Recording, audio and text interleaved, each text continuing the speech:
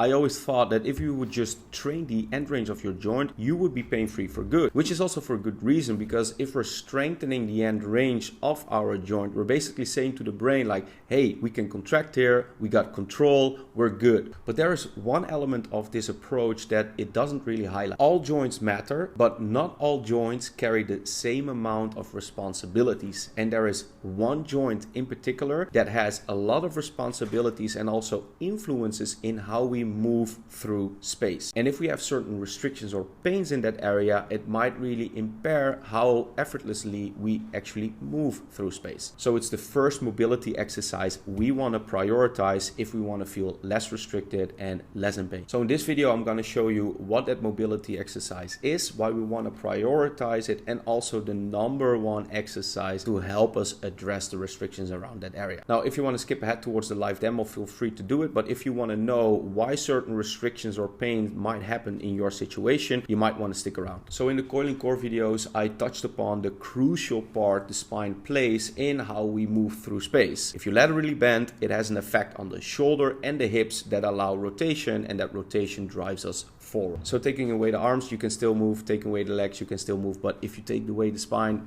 it's game over. So the spine really acts as a movement initiator. But how powerful we move through space comes from what stems underneath, which are the hips. And this is also the reason why I said that some joints have more responsibilities than others. Because your hips are centrally located, meaning they are very close to the spine, they attach to the spine. If there are some impairments at the level of the hips, what happens? The rest of the extremity will have to deal with the restrictions that stem from that central location, in this case, the hips. Inversely, if you can express the right amount of range of motion for specific movements, you'll see that the rest of the chain have an easier time performing their movements. So the spine brings us from A to B, but the hips brings us from B to beyond. Now the hip is a ball and socket joint where the femur, which is this part, attaches to the pelvis at the level of the acetabulum. And there it can express three ranges of motion. It can go forwards and backwards in the sagittal plane. It can go from abduction to adduction in the frontal plane, and also we can rotate externally and internally in a transverse way. Now there's one range of motion of these three that really influence how well we move, and that is rotation. And to highlight why this is so important, we need to take a look at the gait cycle. And that is because looking at the gait cycle actually gives us a very good representation of this hip internal and external rotation and why it is so important once we're locomoting or moving through space. And what we can clearly see is that the heel strike section until around mid stance is more of an internally rotating direction. And then going from mid stance to lift off, that is more of an external orientated direction. And then of course we have the transition in the sky, which goes from external rotation to internal rotation.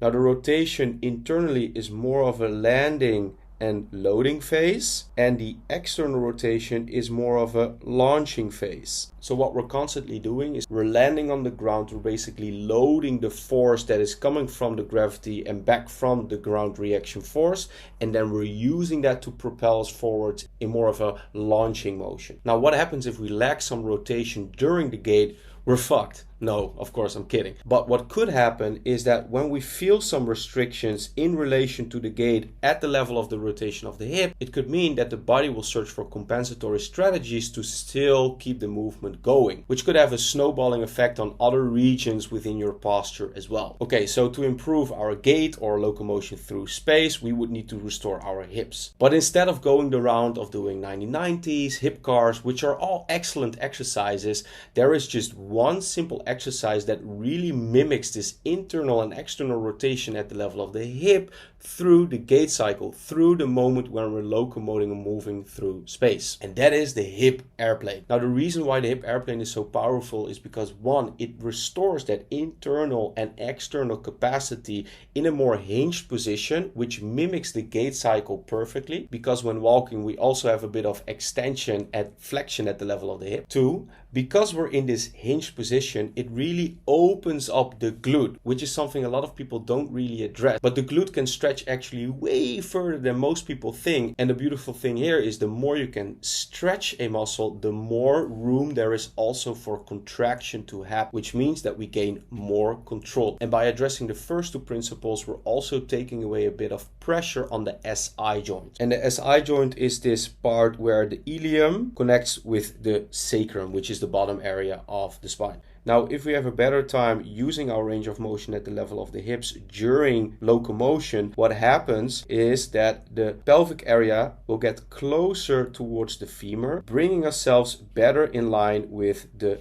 base of support. If we lack proper rotation when we're moving through space, the pelvis will have a harder time going towards the femur, and what happens is that gravity will put a bit more pressure on the SI joints, which can cause a little bit of issues for some people. So this is what makes the hip airplane so special. Now, before we're gonna dive into the live demo, if you want to see if hip internal and external rotation should be a focus area for you to improve, what you can do is you can download the free mobility assessment in the description below, and it will guide you through a 50-minute assessment that you can do at the comfort of your couch, and you will get immediate results and feedback on your execution and if hip internal and external rotation should be a focus point for you. So check the description, it's free, it takes 50 minutes, and I think it will give you a lot of clarity. So now it's time to dive into the hip airplane, but we want to do it in a progressive way. Plus, what we want to focus on is that we maximize intensity so that we don't have to use a lot of volume to get the results that we want. And we do so by making one type of priority in the way we perform certain exercises, including the hip airplane. And I like to call this the one metric that matters. And the one metric that matters is a very simple cue that we want to incorporate that always answers the question per session, which is, did I perform better than last time? Now, in case of the hip airplane, the most important thing that we want to focus on is that we improve, of course, the hip internal and external range of motion in a hinged position. So if I'm internally rotating, I'm bringing the hip that is supportive, I'm bringing that towards the working leg. And if I'm going into an external rotation, I'm driving this hip and the pelvis away from the working leg. So that is how we utilize internal rotation. Again, pelvis towards the working leg, pelvis away is external rotation. So that is the pattern. Now, very important is that we want to do this in a hinged position of the working leg. So this is a framing exercise that you can do to really establish a hinged position on the working leg before you enter the hip airplane. What you want to do is you want to start in a bilateral stance. Then you take a step back with the supporting leg, because we're going to glide the right hand, in this case, over the left knee all the way down as much as we can. So we're creating this contralateral glide. So when I start gliding, I always want to imagine drawing the glute backwards as if I were doing with a hinged position. So in this case, I am driving the glute back as I'm going down, keeping the knee on top of the ankle, and I will really feel this stretch emerge. I keep going down until I really can't get any further, which means that I reached a max stretch on the glute while keeping the knee over the ankle to create that max hinged position on the working side. Then I go back up and I perform it on the other direction as well.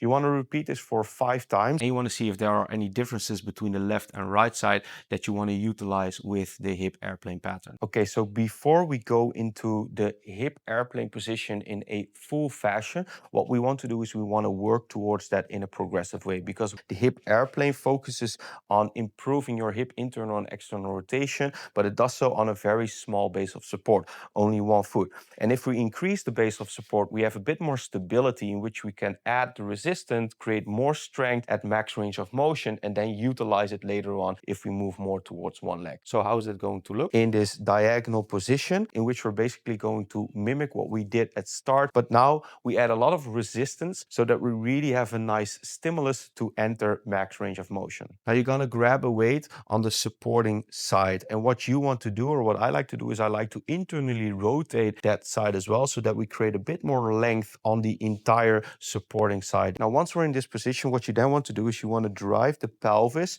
towards the working leg as we are pushing the glute away. So it's going to look like this. I am actively driving the glute backwards and I'm trying to drive the pelvis towards the working leg. You will feel a very deep stretch on the glute, and once you're in max range, you hold it, and what you then want to do is you want to contract the adductors even further, giving a little bit of an isometric contraction, and then you push out, and as you push out, you go into a max external range of motion in which you again keep the knee on top of the ankle, but you're rotating the torso and the pelvis away from the working side, creating that external rotation of the working leg. And you maybe do 6, 8, or 10 repetitions in total so that we maximize intensity and we can be very effective by improving hip internal and external rotation in the least amount of time possible. Now, once you got this down, the next objective is starting to decrease the amount of weight of the supporting leg until we're eventually